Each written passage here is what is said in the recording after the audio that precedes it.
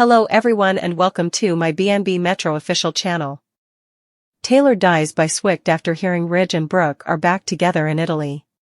Taylor Hayes, Dr. Taylor Hayes, the brilliant psychiatrist who had mended countless fractured minds and fragile hearts, sat bathed in the incongruously cheerful Tuscan sunlight filtering through the window of her temporary villa, a place she'd chosen for its distance, its promise of perspective, away from the suffocating gravitational pull of Los Angeles and the Forrester-Logan constellation that had defined, and so often devastated, her existence.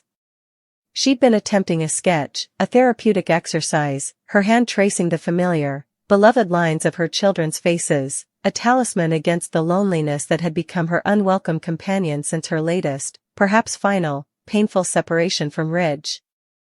The air was warm, scented with rosemary and distant cypress, the landscape a postcard of serenity. She dared, tentatively, to believe in the possibility of a future unanchored from that perpetual, exhausting cycle of hope and betrayal with Ridge Forrester. She was focusing on her own healing, on the bedrock of her identity beyond being Ridge's lover, Ridge's wife, Brooke's rival. Then, her phone chimed, an innocuous sound, a digital bird call. It was Steffi. Her daughter, her fierce protector, her confidant. The message preview flashed, "Mom, call me when you can. It's urgent." About Dad. Taylor's breath hitched, a premonitory flutter beneath her ribs. Urgent. About Dad. In Italy. Her fingers, suddenly clumsy and cold despite the warmth, fumbled to connect the call. Steffi's voice, usually so strong, so assured, was ragged, thick with tears she was desperately trying to choke back. "Mom, oh God, Mom. I didn't know how to tell you. I just found out." The pauses were agonizing, filled with the static of transatlantic distance and unspeakable dread. "It's Ridge and Brooke." Another pause, a stifled sob. "There. Mom, they're together. In Portofino. It's everywhere, pictures, they're saying it's forever this time." The words landed not as sound, but as physical blows. Together. Portofino. Forever. Each syllable was a shard of ice driven into her core. The sketchpad slipped from her nerveless fingers, clattering to the terracotta tiles. The vibrant Tuscan scene outside the window seemed to warp, the colors bleeding into a nauseating swirl. Italy. Her chosen sanctuary.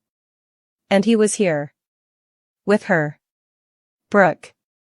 The name itself was a decades-old wound ripped violently open. Not just together, but flaunting it in the very country she'd fled to for solace. The betrayal wasn't merely personal, it was geographical, a violation of her fragile peace. The carefully constructed dam of acceptance, therapy, and self-preservation Taylor had spent months fortifying shattered instantaneously. A tsunami of pure, unadulterated agony crashed over her. It wasn't just heartbreak, it was the utter annihilation of hope, the final, brutal confirmation of her deepest, most suppressed fear, that she was, and always would be, merely the interim, the consolation prize, forever destined to watch the love of her life return, inevitably, irrevocably, to Brooke Logan. The pain was physical, a vice tightening around her chest with terrifying force. She gasped, one hand flying to her sternum, fingers digging into the fabric of her blouse as if she could physically claw the anguish out. A searing heat exploded behind her breastbone, radiating down her left arm with a terrifying numbness. It felt like her heart wasn't just breaking, it was being crushed, pulverized under the immense, unbearable weight of this ultimate rejection. Her vision tunneled, the beautiful Italian vista narrowing to pinpricks of light swimming in encroaching darkness. The phone slipped from her grasp, landing softly on the rug, Steffi's frantic, disembodied voice crying, "Mom? Mom? Are you there? Please answer me," sounding miles away, distorted, underwater. Taylor tried to draw breath, a desperate, ragged inhale, but her lungs refused to expand fully. A cold sweat broke out across her forehead and back, chilling her despite the room's warmth. The pressure in her chest intensified, a monstrous, unrelenting weight, squeezing the life out of her with every faltering beat.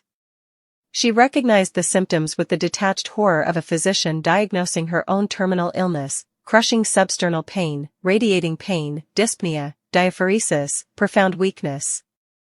Myocardial infarction. A heart attack. Triggered not by blocked arteries alone, but by the cataclysmic shock, the profound emotional devastation of this news, a textbook case of stress cardiomyopathy, Takotsubo, the broken heart syndrome, turned fatally real. Her mind, even in its terror, flashed with fragmented images, Ridge's smile, Brooke's triumphant gaze over decades, Thomas and Steffi as children, the endless cycle of promises made and shattered. The irony was a final, cruel twist, the healer of hearts, destroyed by her own. She slid slowly, silently, from the chair onto the cool tiles, her body curling instinctively against the unbearable pressure. There was no dramatic cry, only a soft, guttural whimper escaping her lips. The world faded further. The scent of rosemary vanished, replaced by a metallic taste in her mouth. The sunlight dimmed. Steffi's voice became a distant echo, then silence. Her hand, the one not clutched to her chest, lay outstretched, fingers brushing the fallen sketch, Steffi's face, Thomas's smile, the children who were her true, enduring legacy. A single tear traced a path through the dust on her cheek, a silent testament to the unbearable sorrow that had finally overwhelmed the strongest of hearts. The immense pressure peaked, a final, catastrophic implosion within her chest. Her breath hitched, a shallow, useless gasp. And then, stillness. The relentless, seizing pain vanished, replaced by an eerie, expanding numbness. The frantic pounding against her ribs, the frantic drumbeat of a life perpetually entangled in a love that ultimately consumed her, simply stopped. Dr. Taylor Hayes, a woman defined by profound love, fierce loyalty, and unimaginable resilience in the face of relentless emotional warfare, was gone. The vibrant Italian afternoon continued outside, oblivious. Birds sang in the cypress trees. A gentle breeze rustled the olive groves. Somewhere, in the picturesque harbor of Portofino, Ridge and Brooke, perhaps, toasted a new beginning, bathed in the golden light of reconciliation. But in a quiet villa in Tuscany, the light had gone out. The symphony of Taylor Hayes's complex, passionate, and ultimately broken heart had reached its devastating, silent finale, extinguished by the unbearable news that the man she had loved beyond reason, beyond sanity, had finally, definitively, chosen forever with her eternal rival, leaving only an echo of profound loss and the chilling quiet of a heart that could simply bear no more. The sun dipped towards the horizon, casting long, mournful shadows across the room where she lay, a solitary figure finally free from the endless, heartbreaking battle for Ridge Forrester's soul.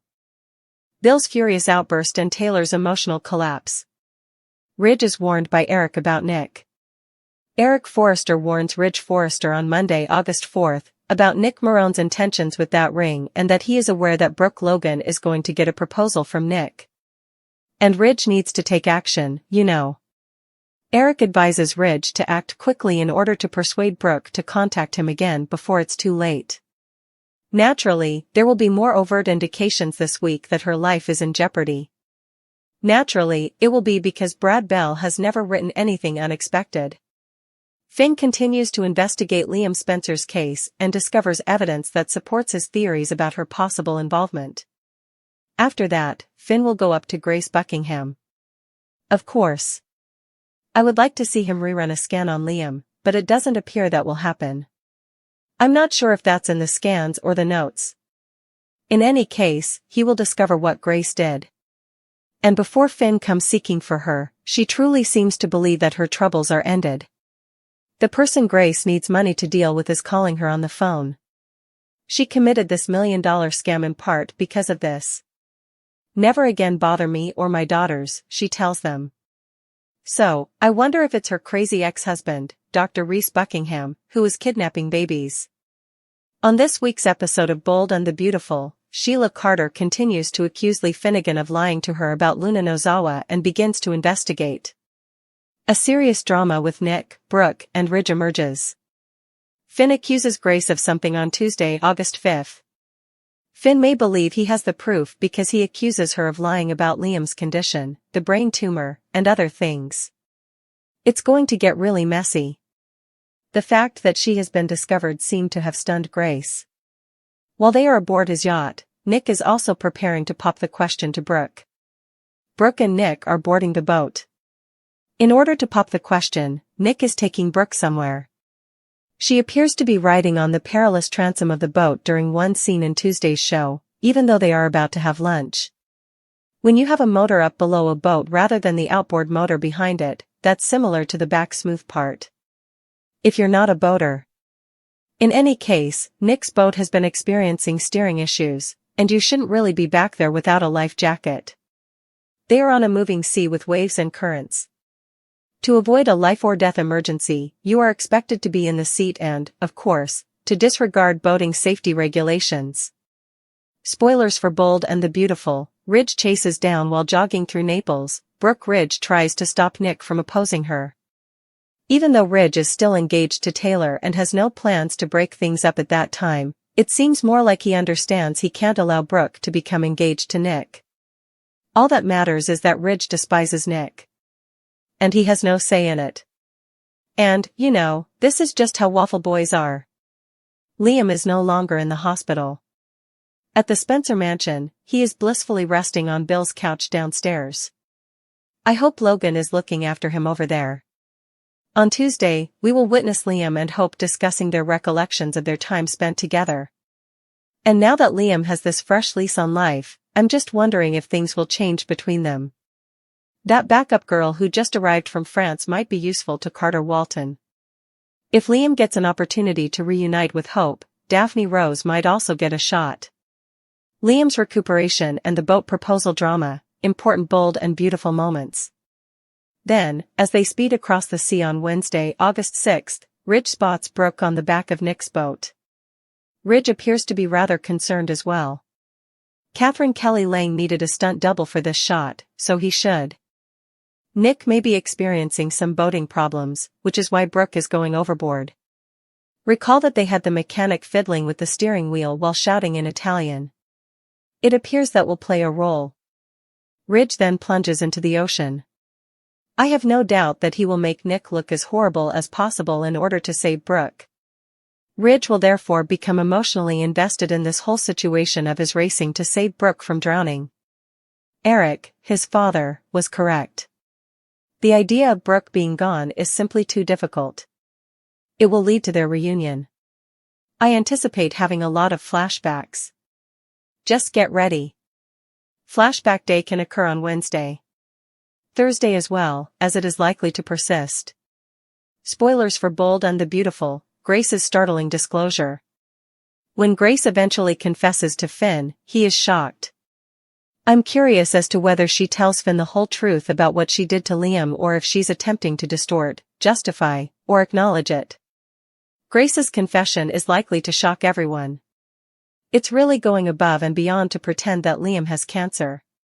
This is where things start to go wild. Grace requests that Finn and she keep this a secret. As in, no foul, no harm. Liam is still alive. Everything is alright. I merely made a small cut on his skull. Finn will be shocked and appalled that Grace is genuinely requesting his protection, you know. Sheila and Lee on Bold and the Beautiful shock. Sheila and Lee will be surprised on Thursday, August 7th. After they meet, Sheila might follow Lee to the place where she is keeping Luna and learn of it. They might become friends because of their shared love for Luna and begin plotting. This encounter, in my opinion, will proceed somewhat differently than the one in which Sheila discovered Lee with their baby Finn. When Liam and Bill find out on Thursday, Grace's world starts to come apart. Grace might lose everything, including her freedom and her medical license. When Finn drags Grace to the Spencer estate on Friday, August 8th, and orders her to tell Liam the truth about his cancer, Liam and Hope will be shocked. He will listen, as will Hope. On Cliffhanger Friday, she will begin her confession, and I sincerely hope Bill shows up for this. It will continue throughout the week after this one. Additionally, Donna Logan receives a call this week. It appears to be from Italy. I wonder whether Brooke's accident is the reason.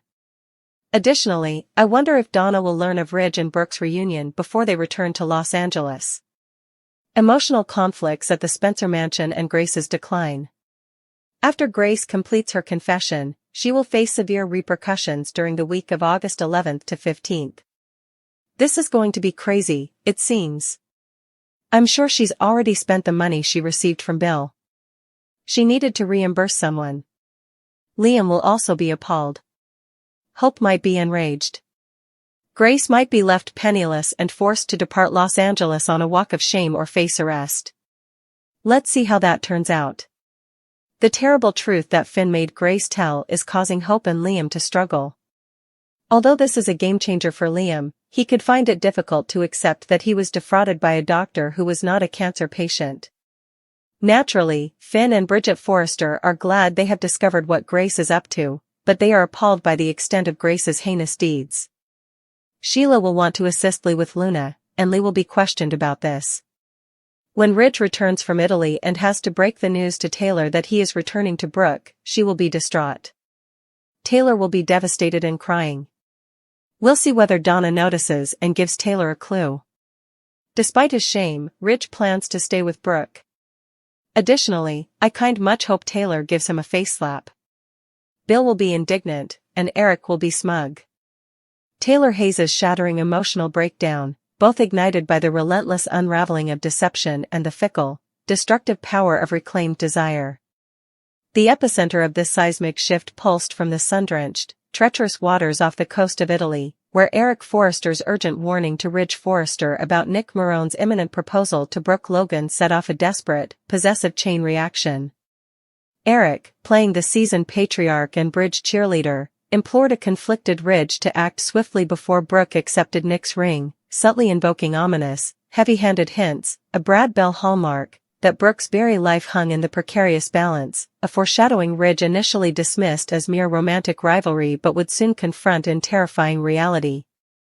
Ridge, still technically tethered to Taylor by their own engagement yet perpetually haunted by his destiny with Brooke, launched a frantic chase through Naples, his motivation less a pure rekindling of love and more a visceral, almost primal hatred for Nick and an inability to relinquish control over Brooke's choices, embodying the very waffle boy indecisiveness that defined him. Meanwhile, Nick, blissfully unaware of the storm gathering onshore, steered Brooke towards a romantic lunch aboard his yacht, a vessel already ominously flagged for steering issues. Ignoring basic maritime safety, Brooke perched precariously on the transom, the smooth, rear deck notoriously dangerous on a moving vessel, as the Mediterranean churned beneath them. The inevitable collision course reached its peak when mechanical failure, likely stemming from the earlier Italian mechanic's frantic warnings, sent Brooke tumbling into the unforgiving sea. Ridge, arriving just in time to witness the horror, plunged heroically into the waves, a rescue destined to reignite smoldering embers amidst the adrenaline and terror, confirming Eric's grim prophecy and setting the stage for Bridge's inevitable, guilt-laden reunion, likely awash in a sea of nostalgic flashbacks. Parallel to this Mediterranean maelstrom, a medical monstrosity was reaching its devastating climax in Los Angeles. Dr. Finn Finnegan, his suspicions about Grace Buckingham's diagnosis of Liam Spencer's terminal glioblastoma hardening into certainty, meticulously pieced together irrefutable evidence. He confronted Grace, his accusation, that she fabricated Liam's entire illness, the tumor, the urgency, the surgery, landing like a detonation in her office. Grace, momentarily shielded by the illusion that her million-dollar con had solved her problems, evidenced by her triumphant phone call telling an unseen antagonist, potentially her dangerous ex-husband Reese Buckingham, to leave her and her daughters alone forever, was visibly stunned, her carefully constructed facade cracking under Finn's relentless scrutiny. The fallout was swift and brutal. Finn, horrified by the sheer magnitude of Grace's betrayal, dragged her to the Spencer mansion where Liam, now miraculously recovered and comfortably convalescing on Bill's couch under Hope Logan's attentive care, was blissfully reminiscing with Hope about their shared past, sparking quiet hope for reconciliation. Under Finn's steely gaze, Grace began her halting confession on Friday's cliffhanger, forced to admit the unthinkable: Liam never had cancer. Her scheme was a cold, calculated con to extort Bill Spencer out of $1 million, a procedure performed on a perfectly healthy brain. The revelation would detonate Bill Spencer's explosive outburst. His fury, already simmering over the manipulation and the fear he'd endured for his son, would erupt with volcanic force, a tempest of rage, betrayal, and paternal protectiveness unleashed upon the woman who played God with Liam's life. Liam and Hope would be left reeling in profound shock, struggling to comprehend the psychological violation, the terror of a death sentence, the invasive surgery, the stolen time, all predicated on a monstrous lie. Grace's desperate, almost delusional plea to Finn to keep her secret, no harm, no foul, would only underscore her moral bankruptcy, leaving her facing the abyss, the loss of her medical license, her freedom, her reputation, and the very family she claimed to protect, with the money likely already vanished to pay off her shadowy blackmailer. While Grace's world imploded and Brooke was pulled from the sea, another insidious plot thickened. Sheila Carter, her predatory instincts finely tuned, remained unconvinced by Lee Finnegan's explanations regarding Luna Nozawa's origins and current situation. Sheila, ever the opportunist, began actively poking around, her investigation leading to a charged encounter with Lee. This meeting, distinct from their past confrontations over Finn, crackled with a different tension, potentially fueled by Sheila's discovery of Luna's whereabouts. The shocking twist? A possible, unholy alliance forming, bonded by their twisted, possessive love for Luna, setting the stage for dangerous future collusion that could threaten Poppy, Luna, and Finn. And finally, the emotional shrapnel from Italy would pierce the heart of Taylor Hayes. Ridge's return, likely trailing saltwater and clinging guilt, would bring the inevitable, soul-crushing news. Saving Brooke had reignited their undeniable connection, he was choosing her, again. This betrayal, coming after years of hope, stability, and their recent engagement, would trigger Taylor's devastating emotional breakdown. The strong, resilient psychiatrist would crumble, consumed by heartbreak, humiliation, and the bitter realization that, despite everything, she remained second best to Brooke in Ridge's eyes. Tears would flow freely, her world shattered once more by the man whose waffling destroyed her time and again. Eric would likely offer smug validation of his advice, while Donna Logan, potentially receiving cryptic calls about Brooke's accident from Italy, might inadvertently drop hints that only deepened Taylor's anguish before the official blow landed. The week closed not with resolution, but with the deafening echo of truths too terrible to bear. Bill roaring in fury, Taylor sobbing in despair, Liam and Hope staring blankly at the monstrous fraud perpetrated against him, Grace facing utter ruin, Brooke gasping on a foreign shore clinging to her rescuer/ex-husband, and Sheila lurking in the shadows, ready to exploit the chaos, a perfect storm of explosive outbursts and emotional breakdowns that left Los Angeles forever changed.